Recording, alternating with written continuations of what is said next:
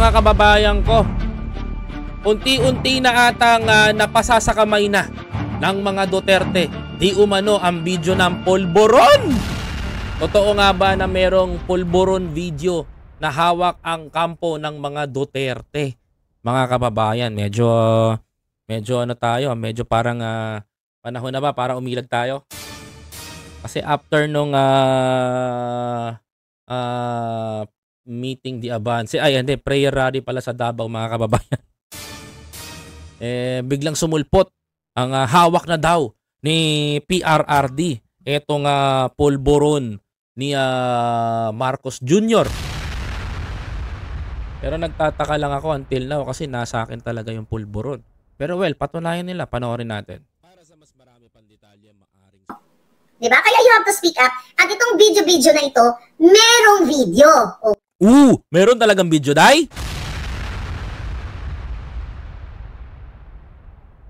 Pastilan. Nagayaw-yaw ka na naman, nagastorya ka, dili ka na naman nagsabi ng totoo. Narinig nyo mga kababayan? Sige. To. Ayan. Mapapakinggan nyo Diba? Kaya you have to speak up. At itong video na ito, merong video. Day. Mga kababayan ko, sabi ni Inday to ni Tunihitad, meron daw talagang video. Pero dili niya mapakita sa social media. Dili niya mapakita sa social media. No? Kung talagang reliable tong mga to, mga kababayan ko, magsabi to ng totoo. Magsabi to ng totoo. Number 1, hindi nyo na ilabas ang video. Pinatakam nyo yung tao almost 2 years.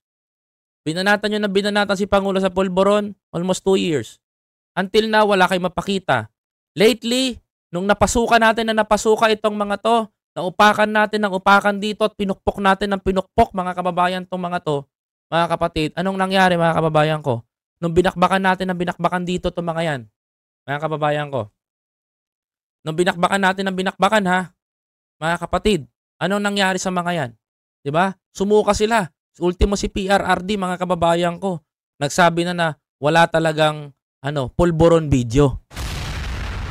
Kung si PRRD nagsasabi, mga kababayan ko, na wala talagang pulburon video mga kapatid, ano sinasabi ni Tunihitad mga kababayan ko? Tuloy natin. Okay? Ngayon, huwag nyo hahamunin ang mga taong hinahamon ninyo. Di lang naman kami naghahamon, marami naman taong gustong talagang makaalam nun sa inyo.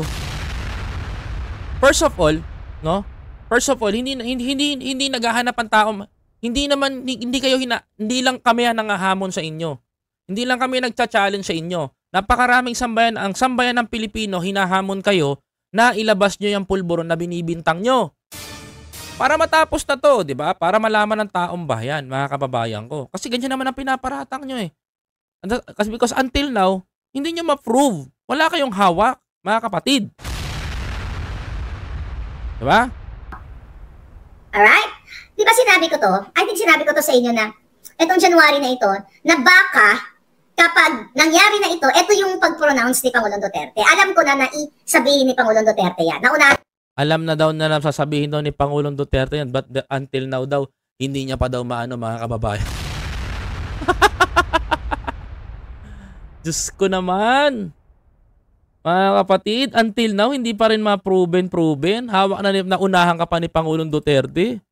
Ano yun mga kababayan ko? The queen of social media, Marites talaga. Kasi, kagaya ni Ma'am Lea Takahashi, di ba? Ay, wala yang Marites lang yan. Apo Marcos, ilagot ka dyan, yari ka ngayon.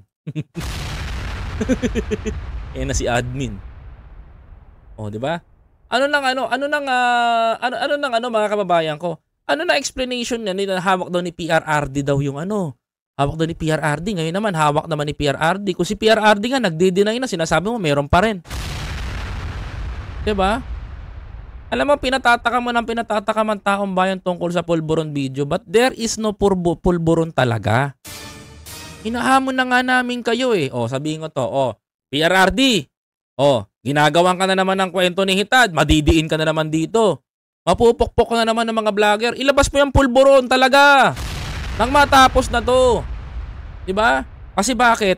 2 2 years in the making ang ginawa ninyo na mass distraction kay Pangulong Bongbong Marcos.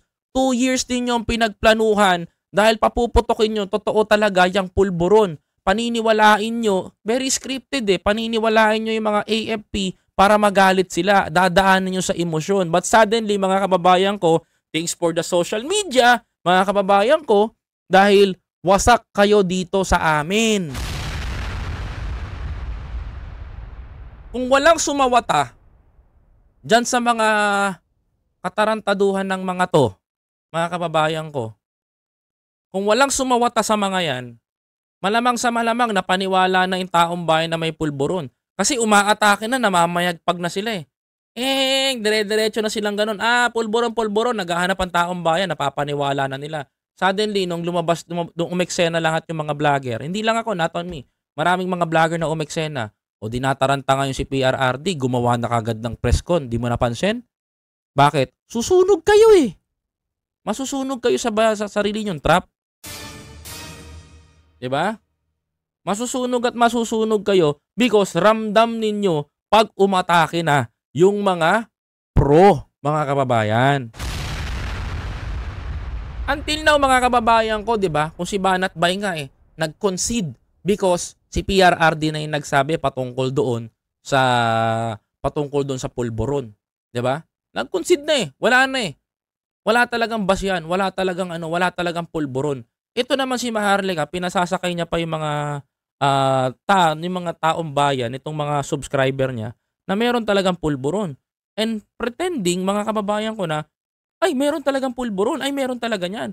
No, mga kapatid, gumising kayo sa katotohanan. Wala po talagang pulburon na pinapakalat at huwag kayo magpapaniwala sa mga sinasabi nito na may pulburon. Kung maghahanap kayo ng pulburon, mga kapatid, wala namang problema Meron naman po ako ditong pulburon, mga kababayan ko. Ayan, mga kababayan ko. Bongbong's pulburon, mga kababayan. Walang problema, mga kapatid. Ayan ang bongbong's pulburon. Makinig kayo, ayan. Hindi po magsisinungaling yan. No? Nandahil dyan, nawindang kayo. Kung di pa namin gagawing katatawanan, hindi nyo ilalabas. 'Di ba? Wala talaga. 'Di ba? Kaya wag niyong pasakayin ng taong bayan sa pulburon. 'Di ba? Magpakatotoo ka. Malapit ka na mangulungan. You know that if you follow my blog, 'di ba? Alam ko nang gagawin ni Pangulong Duterte, pero hindi ko alam na alam mo na yung gagawin ni Pangulong Duterte. Yuki, hinalikan mo na naman yung puwet ng matanda. 'Di ba? Bakit, mga kababayan, Cash? Kung para ka sa taong bayan, nahalikan mo na naman. Pag nanalo na naman si Duterte, nakabalik na naman sa posisyon, babanata mo na naman din yan. Wala na magtitiwala sa'yo. You're not reliable. Mga kababayan ko, hindi ka reliable. Kasi lahat ng nagiging presidente, kung saan meron, kakapit ka. Wala kang pinagkaiba sa tuko. Tuloy. Ganito kaaga. Na ganito kaaga yung sasabihin. Ay, ganito kaaga. Ang tagal mo na nga sinasabi. Tumagal na ng 2 taon. 'Di ba? Pumutok lang. Nagchismis ka lang. Ganun lang yon. Mga subscriber niya, at least nabibigyan ng galing Pinagtitripan niya lang kayo sa mga content niya. Tuloy. Ang sabi ko sa inyo, once na nagbigkas si Pangulong Duterte, tungkol dito sa pulon, baka hindi na ilabas ang video. Baka hindi na ilabas ang video. Walang sinabing hindi na ilabas. Yan na naman tayo, dinadivert mo na naman sa kasinungalingan Ay, nako. Maabot ka naman ng 8,000 views, di ba? Kaka-beta pro mo. Actually, beta pro yun Di ba? Kung kakagamit mo ng beta pro, ano nangyari? Sabi ni PRRD, wala yan. Sabi nga liwanag wala yan. Kung talagang meron yan, noon pa lumabas na yan. Tapos sa version mo, hindi lang nailabas. How pathetic. Napaka-pathetic no, Diyos ko po. Ay, Diyos ko.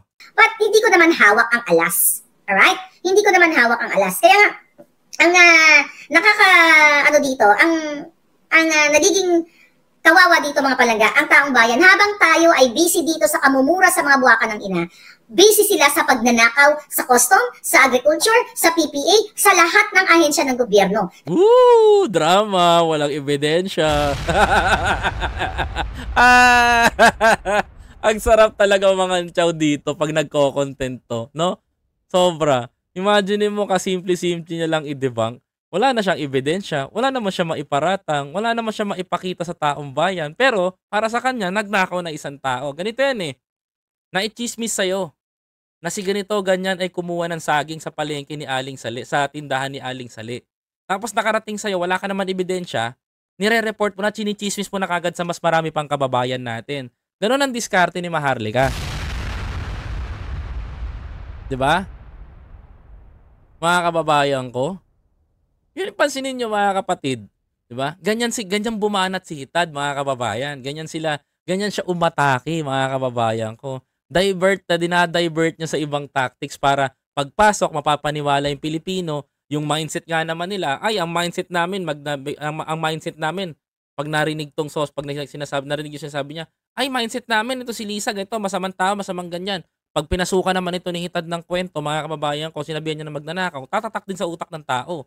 Mga kababayan ko, wala tayong magagawa sa mga taong mahilig sa marites. Correct ka dyan, Ma'am Leia Takahashi. That is marites punsalan. Sige. Kaya dapat talagang, sabi ni Ray Christopher Mercado, ay mag-step down na siya. Nakakahiya ka na, Marcos Jr. Mas nakakahiya kayo dyan, uy. Sobrang proud nga kami na... Alam mo if the Filipino people, kung nakikita nila to, all over the world, magiging proud sila sa Pangulo. No? Magiging proud sila sa Pangulo. Bakit? Yan ganda na nagagawa ng Marcos eh. 'Di ba? Everything is under the plan. Meron tayong blueprint na tinatawag, which is Bagong Pilipinas. The opening gate is Bagong Pilipinas. Walang bagong Pilipino kung walang bagong Pilipinas. Walang bagong Pilipinas kung walang bagong Pilipino. Yan kayo sa luma. Magsama-sama kayo dyan. Mabulok kayo dun sa bulok na sistema. Kung gusto humiwalay ng Davao, maging independent, bahala sila. Maging narco country. Pangalanan nyo ng narco country yan. Pwede na rin. Tal naman, sinasamba nyo na eh.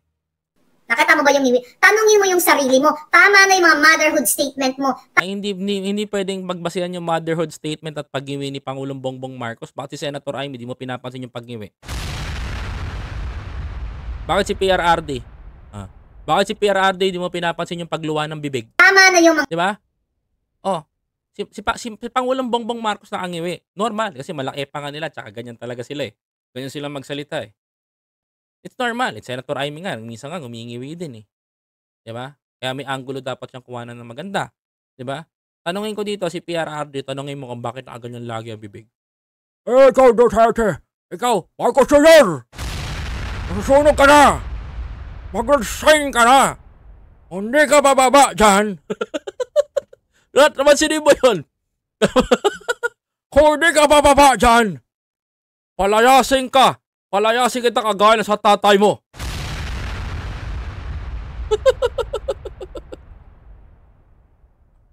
Wala ka. Kaya matutubig ito. Baka ihi mo yan, ha? Baka ihi mo yan. Buti pa si Pangulong Bongbong Marcos eh. Hindi natutuyo eh, libig eh. Kasi may side effect mga kababayan ko, lalo natutuyuan ng lalamunan. Ayoko sabihin to eh.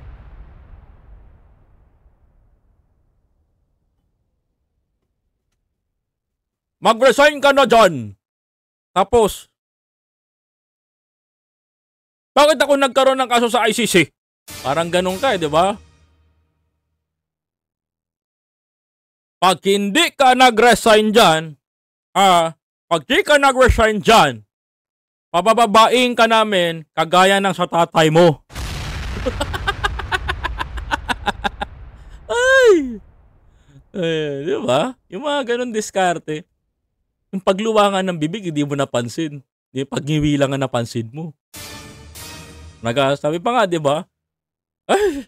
Nagapandol-pandol na nga ako dyan. Hindi, nagapandol-pandol, natatalisod nga, ibig sabihin ni tatay. Ni Digong. Diba? Yun. Mga script mo. Mismo ang kapatid mo nagsalita. Mahal ka lang ng kapatid mo. Kaya hindi kanya masabi-sabi harap-harapan na si Amy Marcos ay lumuhod o nagmanikluhod, nagmakaawa kay Pangulong Duterte para hindi ka pangalanan sa one of the, pulboronic dito. Ilang beses ko bang sasabihin to, no? Pagkakataon na ni Duterte, ito. Nasa Davao na si Duterte. Imagine niyo nasa Davao na si Duterte. Nag-speech siya nag-storya siya sa mga Pilipino. Si Bongbong Marcos, merong binigay sa akin yung PIDEA. PIDEA. Binigay sa akin na pangalan niya, andun siya kasama sa Narcoles. Pagkakataon na ni PRRD yun. Pasalamat ka kay Amy Marcos, no? Kay Amy Marcos. Magpasalamat ka kay Amy Marcos dahil nagluhod lang yan sa akin. Kaya di kita sinama. Pwede sabihin ni PRRD na ganun Mga kababayan ko Di ba? Totoo. Totoo. Pwede sabihin ni PRRD na, ba't hindi niya ginawa, mga kababayan ko? Kung talagang lumuhod si Senator Amy for that. Di ba? Kung talagang lumuhod si Senator Amy for that, ba't hindi ginawa ni PRRD? Ang laki ng lamang niya nun sana. Di ba? Lahat na ng pasabog tungkol sa pinagbabawal na gamot, sinabi na ni PRRD. Ba't ayaw idamay ni PRRD? Bakit hindi isinama ni PRRD? Andun na naman din si Senator Amy Marcos. Kung totoo talaga yan, hindi magsisinungaling yung matanda, mga kababayan ko. Pagdating doon sa issue na yon. Kasi kakampiyan si Senator Amy. Lahat ng bala gagamitin niya na doon. Pagdating doon sa ipinupukol sa kanyang issue. Hindi man lang masabi ng matanda. Diba? Hindi nga lang masabi ng matanda. Si Bongbong Marcos. Gumagamit yan. Bandang ulit sabihin niya, may presidente tayong adik! Diba? Nung sinabi lang naman ni PRRD na, may presidente tayong adik! Gumanon lang. Nagpalakpakan na naman yung mga itlog, mga kababayan. Galing! Uto-uto, di ba, mga kababayan ko? Totoo naman sinasabi natin We're just telling the truth, di ba? This is our own opinion. Yan naman napansin natin, no? Sabi niya, may adik, ganyan, di ba? Tuwan-tuwa kayo, di ba? Wala lang. Pero naintindihan ba nila yung sinabi ni PRRD? Tanongin mo, hindi. Di ba? Ang alala pag sinabi ni PRRD, highlight lang na si Bongbong Marcos gumagamit yan. Sinabi sa akin sa PIDEA. Pinakita sa akin nung mayor ako. Si Bongbong Marcos kasama. Hala, si Bongbong Marcos, mayor ka? Napaisip din ako Mayor ka? Tapos pinakitaan ka ng PIDEA, nasa Narcoles si BBM, tapos, nagmalikload sa'yo si Senator Amy? Late lang naman kayo nagkakilala ni Senator Amy Marcos, di ba, nung kampanya. Noong 2016. Kaya nga nagtataka ako. Tapos ang palusot naman ng iba, hindi, presidente siya na pinakita yung kasi ganito, ganyan, nek nyo. Sa bibig na nga nang galing ng matanda, mayor pa lang siya Hindi na ilusot, di ba? Basta sinabi ng matanda, may presidente tayong adik! Adik! May presidente natin! Adik! Di ba? Adik talaga si Bongbong! Adik sa pagmamahal sa Pilipino! Anong kalakas si Bongbong Marcos? Mahal na mahal ng taong bayan! Adik si Bongbong Marcos sa Pilipino! Mahal na mga magsasaka! Adik yan! Adik yan si Bongbong sa pagmamahal sa taong bayan! Kaya may presidente tayo sa Malacanang na adik!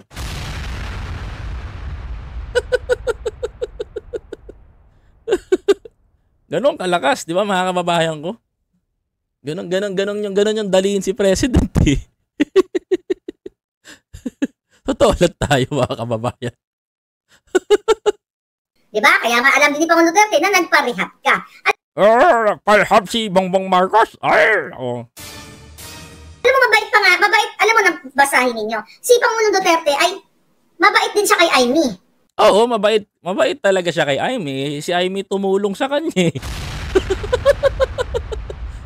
Hindi naman magkakaroon ng Presidente Duterte without Senator Amy Marcos. My God. Diba? Gobernadora pa lang si Senator Amy. Luzon, Visayas. Yung Norte, sinolid niya. For Duterte.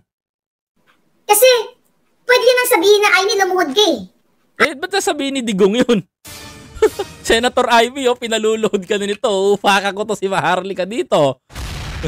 Hindi gagawin ni Senator yon. I mean, nagmakaawa ka kung hindi dahil sa'yo. Nakita niyo yung pagiging great, mabuting kaibigan kay Amy. Kaya ang away talaga, actually, ang away. Huwag mo na ilusot. Kahit anong lusot mo pa talaga, nagdadahilan na lang yung matanda doon. Papasadan na tayong adik sa Pilipinas! Ganun. Hindi na mailusot yun. Away? Well, by the way, hindi naman ang mga Duterte nag-start ng away. Sino ba? Ikaw ang nag-start ng away. Hindi ang mga Duterte ang nag-start ng away. Ikaw ang nag-start ng away. Maghahanap ka ng starter ng away. Ikaw starter dito. Sa lahat nga ng mga vlogger na umalis ikaw ang unang lumaban. Talagang hindi Duterte ang nakikipag-away. Ikaw ang nag-umpisang makipag-away. Ang nagsimula ng away na ito, hindi lang away ito ng Duterte at Romualdez or Araneta or Marcos. Hindi talaga away nila yan. Ikaw ang nakikipag-away. Ikaw ang unang nakipag-away, tandaan mo yan. Tapos ang usapan. Di ba? Siya naman talaga totoo nakipag-away Sa lahat naman siya unang umalis. Pinag-away din ito. Tapos sinakyan na may nagkatampuan yung matanda. Sumakay din siya. Mga kababayan ko. Sino ba unang ipag-away sa lahat? Wala naman nagipag-away kundi siya. Maraming salamat po.